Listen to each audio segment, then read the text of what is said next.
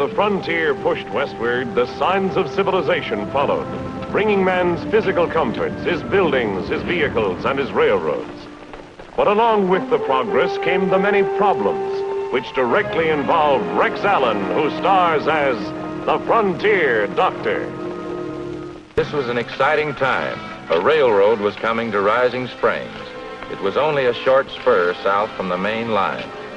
Rising Springs itself turned into a boom town, swarming on weekends with boisterous, brawling gangs of railroad men. As Rising Springs' only doctor, I had a brisk Sunday morning business patching broken heads and bruised bodies. It was during the spanning of the river that I began to notice an alarming rise in the accident rate. And the closer that bridge got to completion, the more trouble we seemed to have.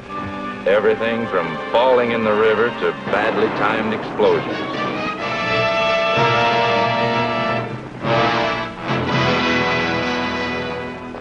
Hurry up with that stretcher, boys. I'll take that. These accidents are coming too often for comfort. One more like this and I'm quitting.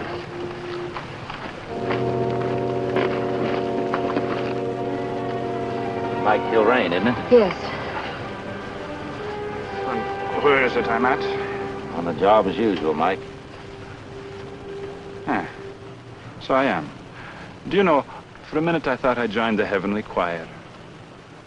And was seeing an angel. Might as well let him up, Doctor. He's all right. I believe he is at that. Oh. What's more and more I'm coming to believe there's a devil's curse on us. Now, really, Mike. Some say it's the spirits of the poor wandering saints that abide in the river. Mike, you fished and swam in that river. You never saw any spooks in it, did you? That was different. I wasn't disturbing them with a bridge. You're a grading foreman. You're supposed to have good sense. I'll check your dad after I take care of these men at the hospital. Would you like a ride into town? Thank you, Doctor. Mike, you take it easy for the rest of the day. Aye. What's happened to you, girl? It's like you've been avoiding me. You know how busy I've been this vacation, Mike. Is it gone away to a fancy school that's turned your head? Or is it the handsome engineer from Chicago?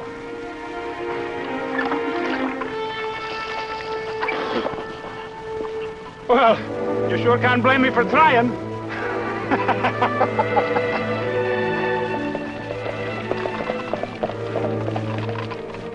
I'm afraid Daddy's not home. His buggy's not in the barn. I guess it doesn't make much difference. I can catch up with him in town. Doctor, what's really wrong with Dad? The judge isn't getting any younger, Julie, and this railroad job's quite a worry, too. I keep telling him he's silly to work so hard. He's retired. He doesn't need the money. You keep him on that medicine and try to make him get some rest. I think everything will be all right. Thanks, Doctor. And thanks for the ride. You're welcome. Here, cheers.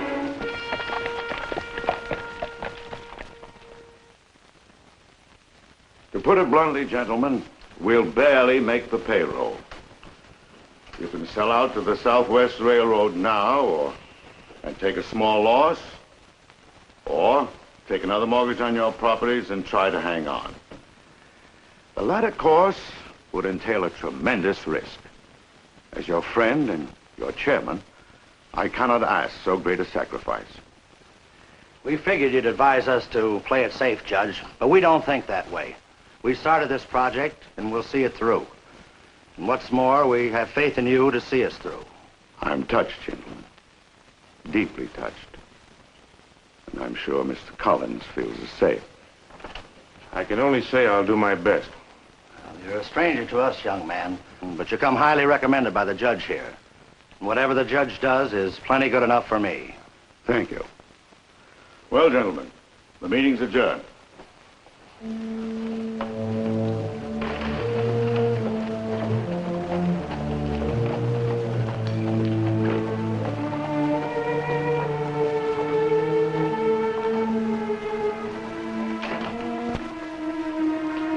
Morning, Doc. Morning. Morning, George. Morning, Doc. Mr. Williams. Come on in, Doctor. Mr. Collins. Hello, Doctor. You heard about the explosion at the construction camp. Yes, we heard.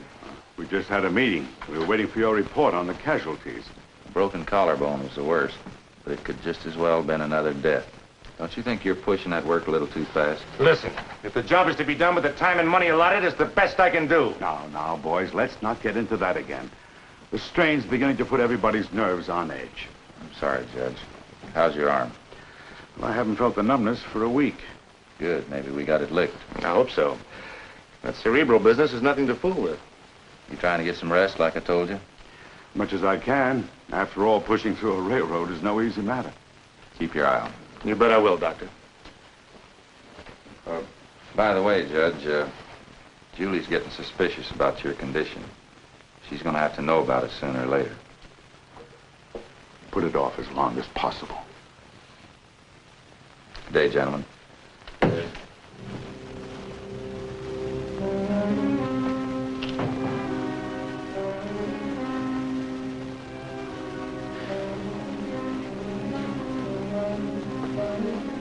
Couldn't bring yourself to do it, could you? Just couldn't stand up and make those ranchers quit. You heard me, Collins. Had I been any more persistent, they would have gotten suspicious. Can't we forget this whole dirty business and be satisfied with a normal, honest profit? Lose my chance to gain control of this spur line? Not on your life. Not on my life or anybody else's, eh, Collins? Life's pretty cheap to you, isn't it? All those so-called accidents, the maiming and the killing. Doesn't that haunt your nights, Collins? The only thing that haunts my nights is how to ease your dear friends out of controlling interest. And not get caught. That won't be easy. Once the bridge is finished, it'll be impossible. There's a way. If it involves any more violence... Why, you pious old fool. If those ranchers ever knew the truth about you, they'd hang you to the nearest tree. You keep that in mind, Judge. As if I could ever forget. Have you ever thought what would happen if there were a payroll robbery? If that safe were cleaned out and the workers weren't paid tomorrow?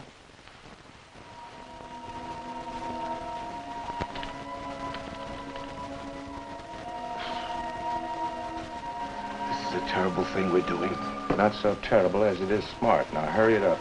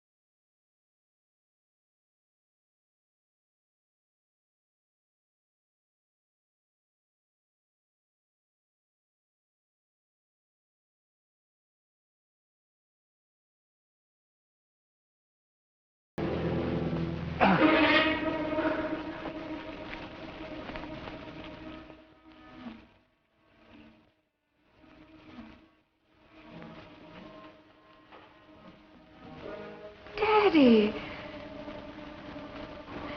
What are you doing out here, Daddy? It's the middle of the night. It's all right. It's my head. It'll pass.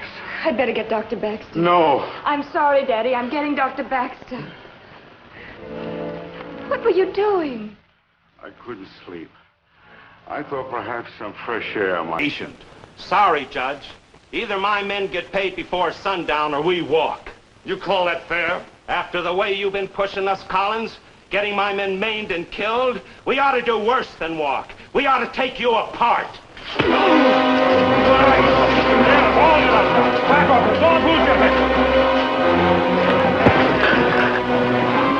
There was no call for that.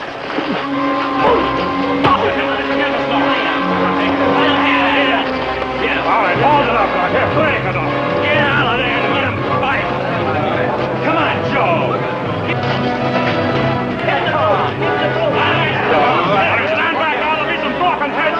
Here, break it up, you two. Call it up. Fighting like this won't get us anywhere. You ought to be ashamed. Whose side are you on? On the side of fair play, that's who. Get out of here. Get out, I'll spray the street with you. All right, Collins, that does it. Let's go, fellas. That was a crazy thing to do. I had him under control.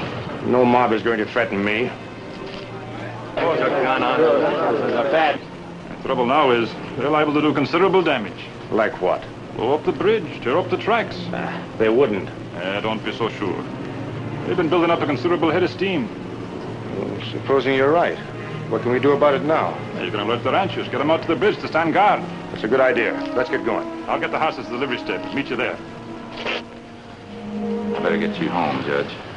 Here, take this. You can never tell what those ruffians will do. I'll get the ranchers out to the bridge. We put too much time and money in it to lose it now. Here, drink this.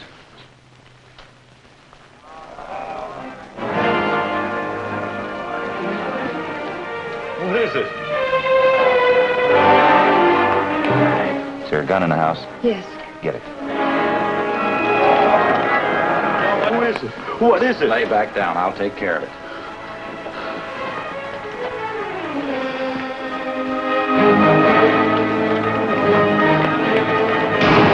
You're a brave bunch, trying to burn out a sick old man and a girl. Get out! That judge is crooked as a dog's hind leg. I bet there never was any payroll. Well, throwing rocks and setting fires don't prove anything. Get out! Wait till you see what we do to the judge's bridge. Tell the old thief that. I said get out! The bridge. Don't worry about it. There's enough ranchers guarding it to take care of it. The barn.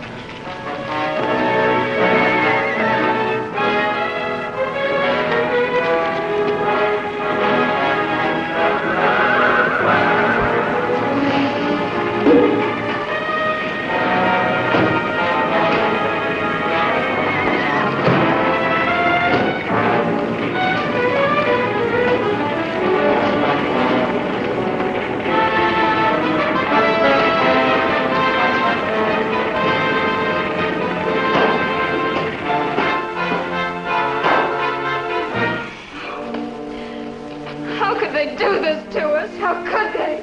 Hardly blame them, Julie. Nobody wants to think they're being cheated. Doctor, those are the payroll boxes. I've seen them before.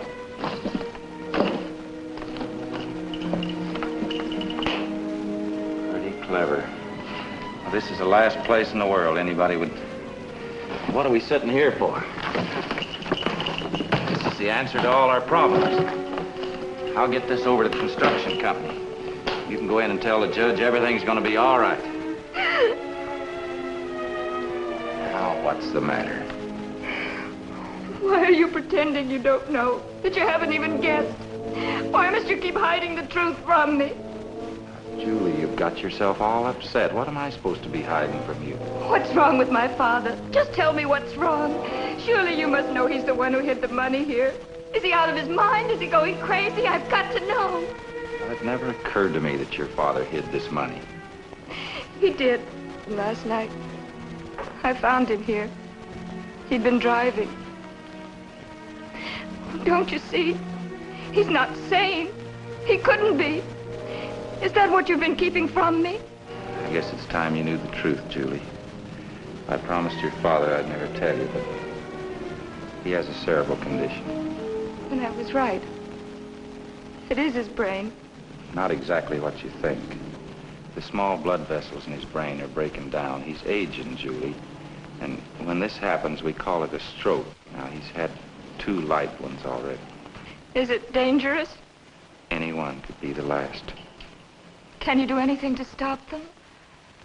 Nothing, not directly, except to see that he gets plenty of rest. But when the arteries start to harden and constrict, and the blood can't circulate, And he's sane, perfectly sane? I've known your father for a long time, Julie. As far as I know, he's perfectly normal. Then how do you explain it? Julie, suppose we don't jump to conclusions. You go in the house and have a talk with your father. I'll deliver this money over to the construction camp. Maybe I can stop some bloodshed. Thank you, Doctor.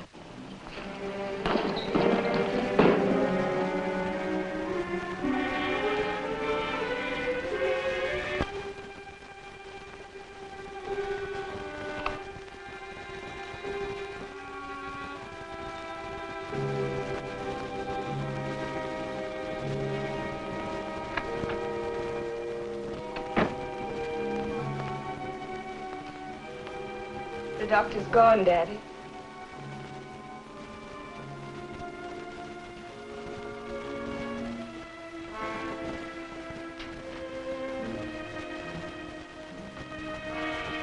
I know. I saw from the window. Aren't you going to ask where we found the money?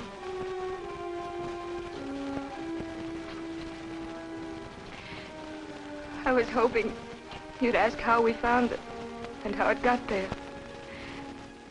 But you know, don't you? Yes. The doctor. Does he know, too? I told him. I thought you were losing your mind. It's just as well. Soon everybody will know. Would you want to tell me about it? Julie, listen. I never wanted to do this thing. I gambled that time I was in Chicago. Collins' wealthy railroad friends tricked me into the wheat market. I gambled, and I lost. I did it for you. Oh, it doesn't matter about me. I should have died. I should have died with the first attack I ever had. Don't say that. Don't ever say things like that. If you could possibly forgive me, Julie. You're all I have.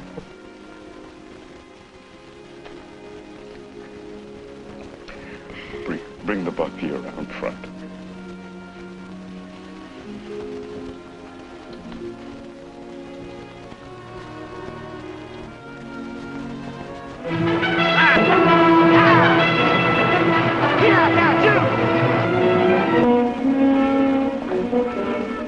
You were right, Mike. Here they come out from town.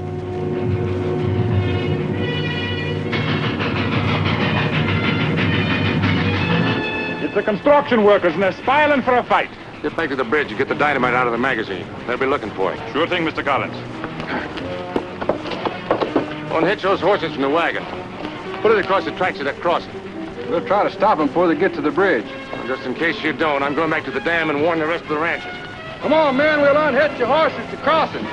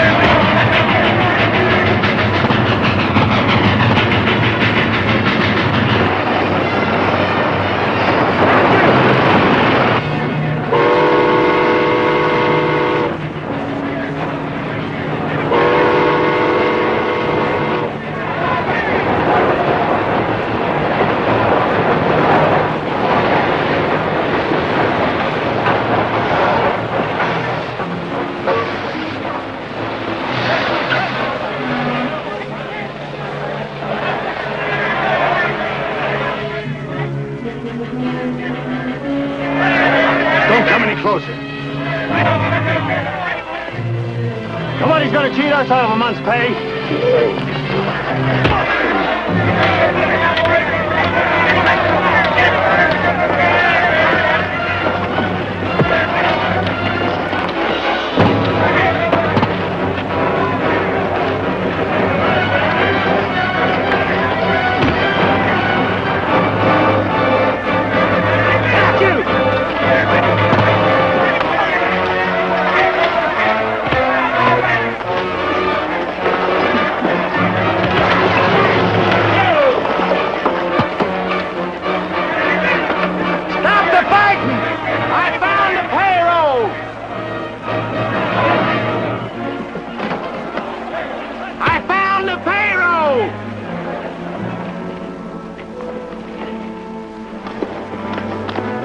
I found the payroll! It's not just the money! It's the payroll! Hold on now, boys, just a minute. You'll all get paid. Take it easy. Mike, will you take over and pay the men off? It's a pleasure to be, Doc. But where'd you find the money? Does it make any difference? Not that you got it, no. Come on, give us a hand, Doc.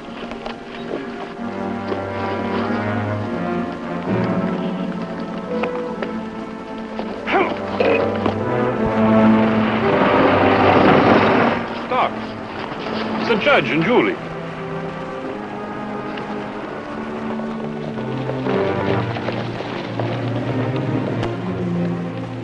Isn't that Collins talking to him? Aye. Probably came to tell him the good news. It's only fair you should know, Perry. I'm telling them the truth. Shut up, you old fool. We've got to get out of here fast. Turn the team around and head back to town. You don't frighten me, Perry. Out of my way.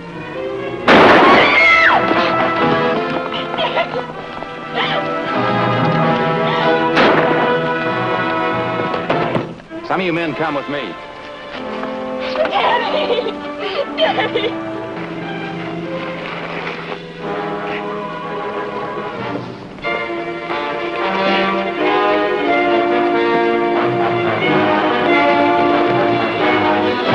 Mike, it was Collins. He shot him. He's heading for the railroad. Come on, Barry. He's hit in the shoulder. He's dead.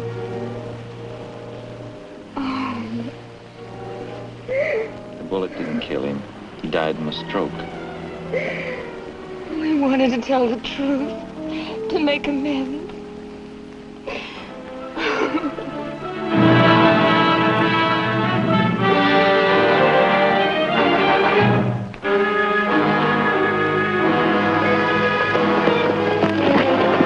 Mike, he's in the engine. Look out! The dynamite!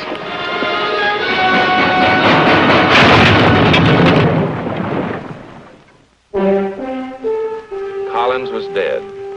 Other men took over the accounts and plans. 2 months later, in June 1901, the bridge spanned the Rio Santos Paseos and the railroad spur was completed. I dropped by on dedication day to pick up Julie Sharon for the ceremonies. Good afternoon, Doctor. Julie, if it'll be any comfort to you, you and I have a little secret. No one will ever know. Thank you, Doctor.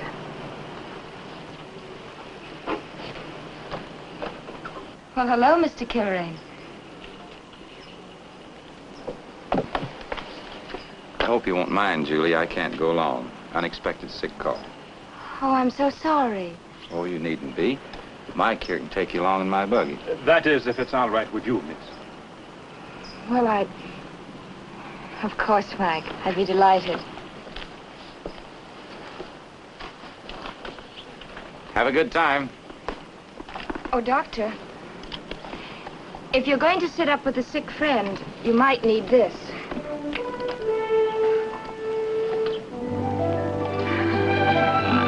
Come up there.